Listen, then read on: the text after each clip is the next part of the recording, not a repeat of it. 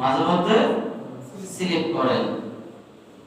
এভাবে একদিন সিদ্দিক আকবর রাদিয়াল্লাহু তাআলা আনহুর জবানও কি হয়ে গেল, স্লিপ করেছে, কথা বলে ফেলেছে। এই কথা যে সিদ্দিক আকবর জবান স্লিপ করেছে, এটা আল্লাহ স্লিপের মধ্যে রাখে নাই। আল্লাহ পাক রব্বুল আলামিন বাস্তবে আবু বকর যেটা মুখ থেকে বের করেছে, এটা করে আমার আল্লাহ দেখাই দিলেন। সুবহানাল্লাহ। এটা বলে আমি শেষ করে দেব। একটু বলুন সালাতুন ইয়া রাসূলুল্লাহ।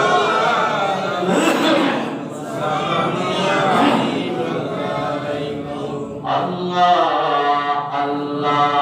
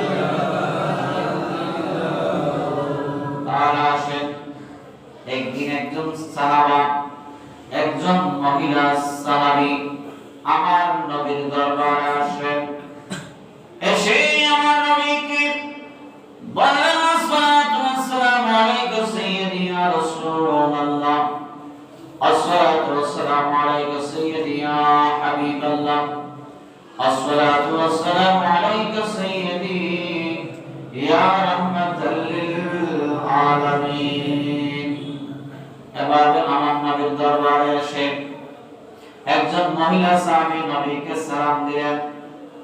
সালাম দেওয়ার পরে ওই মহিলা বললেন, ইয়া রাসূলুল্লাহ, ইয়া হাবিবাল্লাহ, আমি গত রাতের মধ্যে আমার ঘরের মধ্যে আমি এশার নামাজ দেওয়ার পরে আমি কানাপিনা সেরে ঘুম গিয়েছিলাম। ওই ঘুমের মধ্যে যখন নিশিরাত হয়েছে, নিশিরাতের মধ্যে আমি স্বপ্ন দেখলাম হঠাৎ করে আমার মাথার কাপড়টা পড়ে গেল। জোরে বলেন সুবহানাল্লাহ। আর জোরে বলেন সুবহানাল্লাহ। কি পড়ে গেল? মাথার কাপড় পড়ে গেল। ইয়া রাসূলুল্লাহ, ইয়া হাবিবাল্লাহ, আমার মাথার কাপড় যখন পড়ে গেল মহিলা আমার গায়ে কাপড় কোনোদিন পরে নাই, আমার মাথার কাপড় কোনোদিন পরে নাই। বেগনা কোনো পুরুষ মহরম ছাড়া কোনো পুরুষ মহিলা মানুষ আমার মাথার চুল দেখে নাই, আমার পা দেখে নাই, আমার কোন শরীরের অঙ্গ কেউ দেখে নাই। ইয়া রাসূলুল্লাহ, ইয়া হাবিবাল্লাহ, আমার মাথার কাপড় যখন পড়ে গেল তখন আমার ঘুমটা ভেঙে গেল। আমি ঘুম ভাঙার সাথে সাথে আর বিছানার মধ্যে আমি শুয়ে থাকি নাই, আমি উঠে বসে গেলাম। ওযু কালাম করে কিছুক্ষণ অপেক্ষা করে আমি ফজরের নামাজ আদায় করার ঘরের মধ্যে আমার মন টিকতেছে না। ইয়া রাসূলুল্লাহ, ইয়া হাবিবাল্লাহ, ওই স্বপ্নের তাবির জানার জন্য আমি কি স্বপ্ন দেখলাম এটা জানার জন্য আপনার দরবারের মধ্যে চলে আসলাম। জোরে সুবহানাল্লাহ। ইয়া রাসূলুল্লাহ, ইয়া হাবিবাল্লাহ, আমি এমনি শুনাই, আমার মন বলায় শুনাই, আপনার প্রতি কি কোরআন মাজিদ ফুরকান হামিদ আল্লাহ নাযিল করেছেন। ওই কোরআনের মধ্যে আমার আল্লাহ বলেছিলেন, ওয়ালাউ আন্নাহুম ইযলামু আনফুসাহুম জাউকা, বান্দা কোন সমস্যার মধ্যে পড়ে, বান্দা যখন নিজের নফসের উপরে গুনাহ করবে তখন অন্য কোন দরবারে যেতে হবে না, আপনার দরবারে আসার জন্য আমার আল্লাহ বলেছেন। তাই আপনার নবীর দরবারে আমি এসেছি। ইয়া রাসূলুল্লাহ, ইয়া হাবিবাল্লাহ, আমাকে স্বপ্নের তাকবীর আমাকে জানিয়ে দেন। জোরে বলেন সুবহানাল্লাহ। ইয়া রাসূলুল্লাহ, ইয়া হাবিবাল্লাহ, আমি কি দেখেছি স্বপ্নের মধ্যে, আমার তো মন স্থির হয়ে গেছে, আমাকে একটু জানিয়ে দেন। তখন হায়াতুন নবী, নূরুন নবী, জিন্নাহ নবী, কামলিওয়ালা নবী মায়ার সুরে বলেছে, ও মা, তোমার স্বামী কোথায়? তোমার কি বলছে? তোমার স্বামী কোথায়? তখন ওই মহিলা বলল, ইয়া রাসূলুল্লাহ, ইয়া হাবিবাল্লাহ, আমার স্বামী বিদেশে। আমার স্বামী বিদেশে। এই কথা যখন মহিলা বলছে তার স্বামী বিদেশ, হায়াতুন নবী নূরানি চেহারা মলিন করে বললেন, ও মা, ও আর সাহাবী মহিলা, তোমার স্বামী আর আসবে না, তোমার স্বামী বিদেশের জমিনের মধ্যে ইন্তেকাল করেছে। সুবহানাল্লাহ। তোমার স্বামী বিদেশে কি হয়েছে? ইন্তেকাল। দেখেন স্বামী কত বড় নিয়ামত, স্বামী কত বড় নিয়ামত। মহিলার মাথার কাপড় পরা মানে, স্বপ্ন দেখা মানে কি নিজের স্বামী মরে যাওয়া। কেন? আর তোমার উপরে তুমি বাপ ছেড়ে, মা ছেড়ে, ভাই ছেড়ে, আত্মীয় স্বজন ছেড়ে যার ছায়ার তলের মধ্যে রয়েছো, যে তোমাকে তোমার মাথার উপরে ছায়া রয়েছে, উনি একমাত্র নিজের স্বামী, একমাত্র নিজের স্বামী। আজকে ওই স্বামী যখন মারা গেছে, তোমার কাপড় পড়ে গেছে। সুবহানাল্লাহ। তখন ওই মহিলা চেহারা মলিন করে দরবারে মুস্তাফা আঙ্গিনা থেকে, হায়াতুন নবীর দরবার থেকে ওই মহিলা রওনা দিলেন, তার ঘরের মধ্যে চলে যাচ্ছেন। যেতে যেতে কতটুকু জায়গা যাওয়ার পরে একজন মানুষ আসতেছে। দেখা যাচ্ছে যখন মানুষ কাছাকাছি হলো, দেখা যাচ্ছে এটা অন্য কোন মানুষ না, এটা হচ্ছে হায়াতুন নবীর প্রথম সাহাবা, যার নাম হযরত সিদ্দিক আকবর। সুবহানাল্লাহ। কার সাথে দেখা হলো? সিদ্দিক আকবরের সাথে দেখা হলো। সিদ্দিক আকবরের সাথে সালাম কালাম হলো।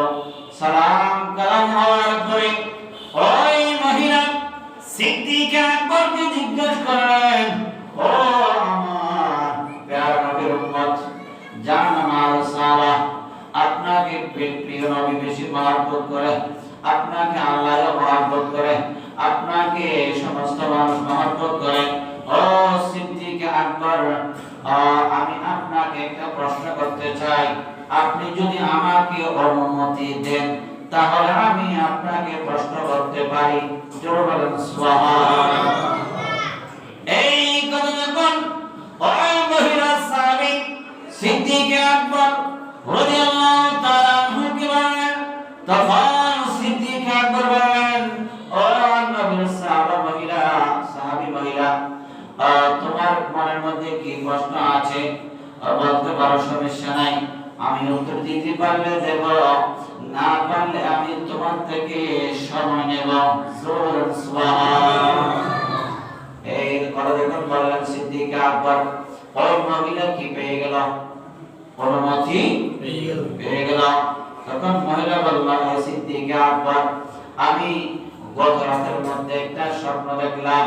স্বপ্নের মধ্যে দেখেছি আমি এশার নামাজ পড়ার পরে ওযু কালাম করে খানা পিনা সেরে ঘুম গিয়েছিলাম। রাত যখন গভীর হলো, ওই গভীর রাতের মধ্যে আমি স্বপ্নে দেখলাম হঠাৎ করে কোথা থেকে বাতাস আসলো, বাতাস এসে আমার মাথার কাপড়টা ফেলে দিল। সুবহানাল্লাহ। তাই নাকি? মনে হয় সিদ্দিক আকবর চিন্তা করতে লাগলেন, ওই মহিলা কিন্তু শিয়ানা, চালাক, চতুর। আমার নবীর দরবারে উনি আসছেন, নবীজিকে স্বপ্নের কথা বলেছে, এটা কিন্তু সিদ্দিক আকবরকে বলে নাই। দেখেন চালাক। তখন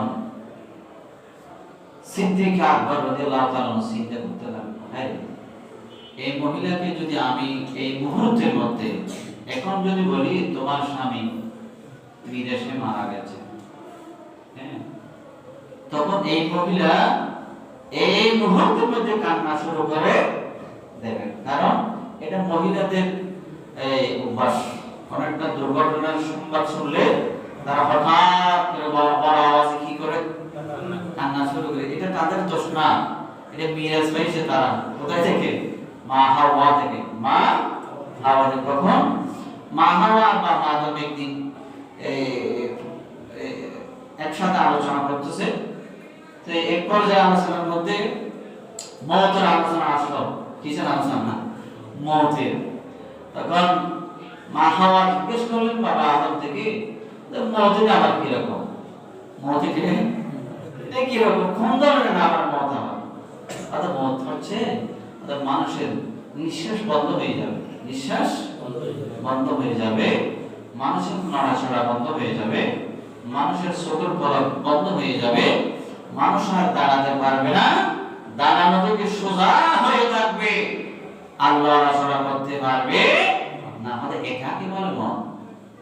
এই কথা বলার সাথে সাথে মা হাওয়া আলাইহা আসসালাতু ওয়াসসালাম এমন জোরে কান্না শুরু করে দিলেন। তখন বাবা আদম বলছে, একটু থামো, ধৈর্য ধারণ করো। এই দুনিয়াতে যত আদম সন্তানী মহিলা, হাওয়ার সন্তানী মহিলা দুনিয়াতে আসবে, সবাই কি করবে? মৃত্যু সংবাদ শুনলে, দুর্ঘটনা শুনলে তারা সবার আগে চোখের পানি ফেলবে এবং কান্না শুরু করে দেবে। তখন সিদ্দিক আকবর রাদিয়াল্লাহু তাআলা ওই মহিলাকে সান্ত্বনা দেওয়ার জন্য, তখন সিদ্দিক আকবর বলছে যে যাও, তোমার স্বামী চলে আসবে। কি বলছে? তোমার স্বামী চলে আসবে। তখন ওই মহিলা বলছে, আল্লাহ আজকে তো তোমাকে পেয়েছি, আজকে তোমাকে পেয়েছে আল্লাহ, যে নবীকে আপনি মহব্বত করে কুল কায়নাতের মালিক বানিয়েছেন, ওই নবী বলেছে আমার স্বামী মারা গেছে। আর যিনি সমস্ত নবীদের পরে যার স্থান, আপনার প্যারা নবীর আদরণীয় সাহাবা যিনি, উনি হচ্ছেন সিদ্দিক আকবর, যাকে আপনি সত্যবাদী হিসেবে লকব দিয়েছেন, উপাধি দিয়েছেন, কোরআন আয়াত নাযিল করেছেন। আল্লাহ ওই সিদ্দিক বলছে আমার স্বামী চলে আসবে। আল্লাহ আজকে তোমার সিদ্দিক আকবরের, তোমার নবীর লীলা খেলা আজকে দেখা যাবে। সুবহানাল্লাহ। এই মহিলা উপরের দিকে এই আরজি জানিয়ে ঘরের মধ্যে চলে গেলেন। যখন রাত হলো, এশার নামাজ পড়ে কানাফিরকে শোয়ার জন্য বিছানায় যাবে, ওই টাইমের মধ্যে কে যেন ওই মহিলার দরজার মধ্যে এসে চুলকা দিতে লাগলো। তখন দরজা খুলে দেখতেছে তার স্বামী উপস্থিত। তার স্বামী উপস্থিত। তখন স্ত্রী দেখে অবাক হয়ে গেল, আশ্চর্য হয়ে গেল, কি ব্যাপার? আগে কি বেকারিতে বড় বড়, আমাকে একটু স্থান দাও, কিছু খাবার দাও। কানাফিরে সে বলতে লাগলো, হে স্বামী, কি ব্যাপার? তোমার বিদেশের জমির মধ্যে কি ঘটেছে আমাকে একটু বলো, আমার মনটা শান্ত করো। তখন ওই মহিলার স্বামী বলল, হে আমার প্রাণ প্রিয় স্ত্রী, আমার সাথে নাজুক ঘটনা, ভয়ঙ্কর ঘটনা ঘটে গেল, যেগুলো আমি জিন্দিগানির মধ্যে আর দেখি নাই। আমি প্রবাদ জীবনের মধ্যে বিদেশের জমির মধ্যে আমি মারা গিয়েছিলাম। আমাকে কাফন দাফন সবগুলা ঠিক করে জানাজার নামাজ পড়ার জন্য মানুষ আমাকে জানাজার মাঠের মধ্যে খাটের মধ্যে রেখে রাখলেন। যখন রাখলেন জানাজা শুরু হবে। এই মুহূর্তের মধ্যে কোথায় থেকে একটি গায়ের আওয়াজ আসলো, এই আল্লাহর বান্দা, তুমি আর সতর্ক কানের মধ্যে শুয়ে থাকবা, তোমার জন্য তোমার স্ত্রী অপেক্ষা করতেছে, তুমি তাড়াতাড়ি উঠে যাও। সুবহানাল্লাহ। আমার স্ত্রী এই কথা বলার সাথে সাথে আমি কানের মধ্যে উঠে গেলাম, উঠে গিয়ে তাড়াতাড়ি আমি তোমার কাছে চলে আসলাম।